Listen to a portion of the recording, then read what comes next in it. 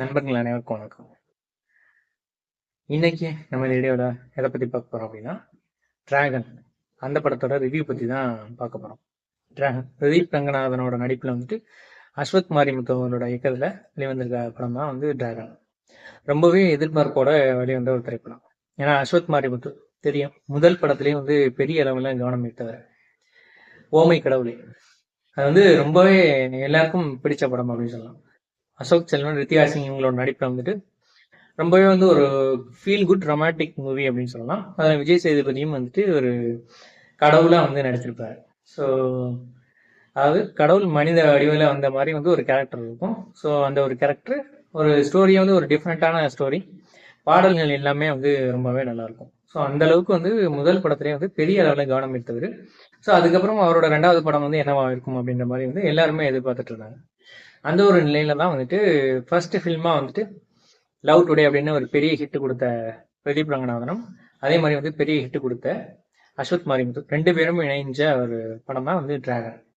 பிரதீப் ரங்கநாதன், அனுபவா பரமேஸ்வரன், விஜய் சித்து, ஹர்ஷத் கான், இந்த மாதிரி வந்து பல பேர் நடிச்சிருக்காங்க.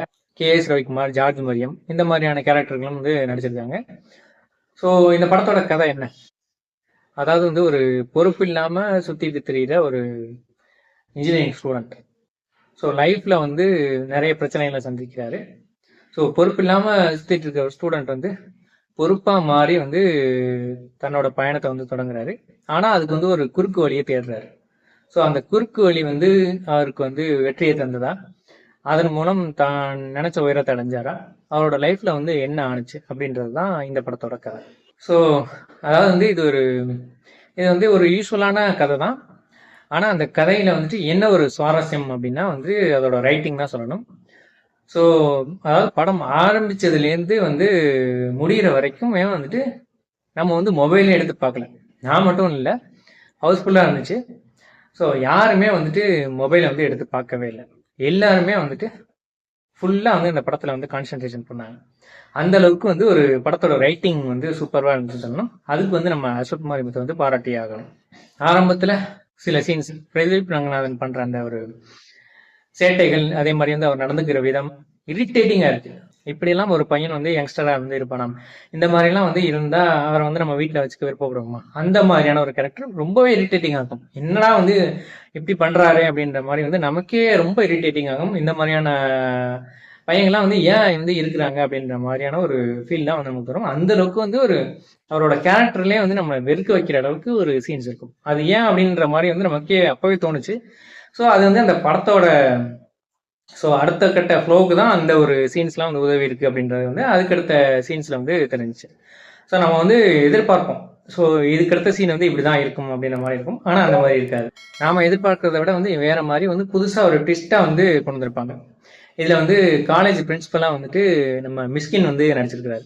மிஸ்கின் நடிச்சிருக்கிறாரு அப்படின்னு சொல்லக்கூடாது, வாழ்ந்திருக்கிறாரு அப்படின்னு தான் சொல்லணும்.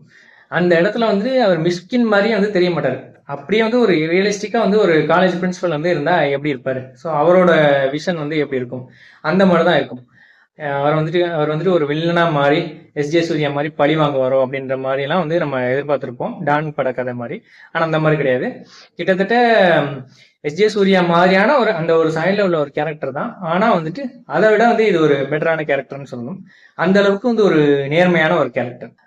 ஒட்டுமொத்தமா இந்த படத்தோட சாராம்சம் என்ன அப்படின்னா வந்துட்டு, ஃபேக்கா வந்து ஒரு விஷயத்த வந்து நம்ம செய்யும் போது அதையே வந்து ஒருத்தவர் உண்மையா வந்து செய்யும் போது அவர் வந்து பாதிக்கப்பட்டா, ஸோ அது வந்து நமக்கு எந்த மாதிரியான தாக்கத்தை ஏற்படுத்தும் அப்படின்ற மாதிரியான ஒரு எண்ணத்தை வந்து ஏற்படுத்தும். ஸோ அது என்ன இது அப்படின்றத வந்து நீங்க நேராக போய் பாருங்க.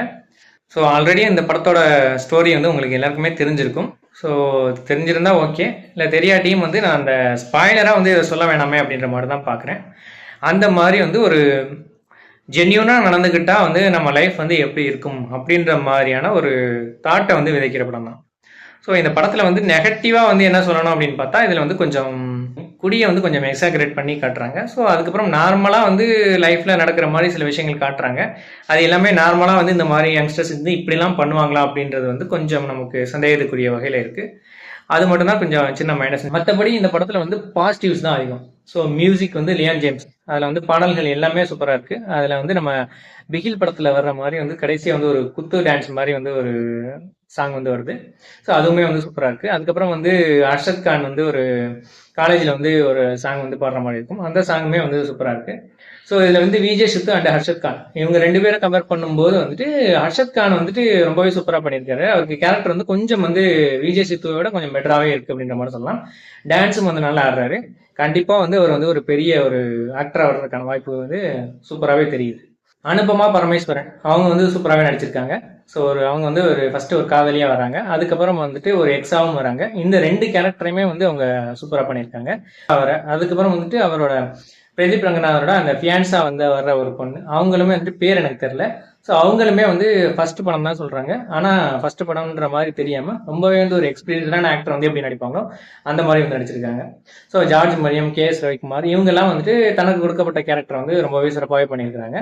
மற்றபடி படத்துல வர சின்ன சின்ன கேரக்டர்ஸுமே வந்து தனக்கு கொடுக்கப்பட்ட கேரக்டர்ஸ் வந்து ரொம்பவே சிறப்பாக பண்ணியிருக்காங்க அப்படின்னு சொல்லலாம். ரொம்ப குறிப்பிட்டு சொல்லணும் அப்படின்னா ஜார்ஜ் மரியம் வந்துட்டு அந்த ஒரு சென்டிமெண்டான சீன்ல வந்து ஜார்ஜ் மரியம் அண்ட் பிரதீப் ரங்கநாதன் இவங்க 2 பேருக்கும் இடையிலான அந்த ஒரு சென்டிமெண்டான சீன் வந்து எல்லாருமே கண்களில் வந்து கண்ணீரை வர வச்சிருது அப்படின்ற மாதிரி சொல்லலாம்.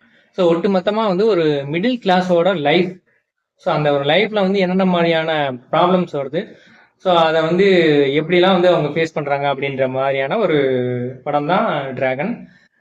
ஸோ ஒட்டு மொத்தமா ஒரு ரியல் லைஃப்ல வந்து ஒரு வாழ்ந்த அனுபவத்தை வந்து கொடுத்துருக்கு அப்படின்ற மாதிரி தான் சொல்லணும். அந்த அளவுக்கு வந்து ஒரு ரியலிஸ்டிக்கான ரைட்டிங். ஸோ யங்ஸ்டர்ஸ் எல்லாம் போய் கண்டிப்பா வந்து பார்க்க வேண்டிய ஒரு திரைப்படம் அப்படின்னு சொன்னா டிராகனை வந்து சொல்லலாம். கண்டிப்பா போயிட்டு தியேட்டர்ல போய் பாருங்க. டிராகன் படத்தை வந்து என்ஜாய் பண்ணுங்க. கண்டிப்பா இந்த படம் வந்து உங்களை சாட்டிஸ்ஃபை பண்ணும் அப்படின்றதுல எந்த ஒரு மாற்று கருத்தும் கிடையாது. என்னோட இந்த ரிவ்யூ பிடிச்சிருந்துச்சுன்னா இதை வந்து லைக் பண்ணுங்க, இதை எல்லாருக்கும் ஷேர் பண்ணுங்க, கிளிக் டு இட் சேனலுக்கு சப்ஸ்கிரைப் பண்ணுங்க. நன்றி, வணக்கம்.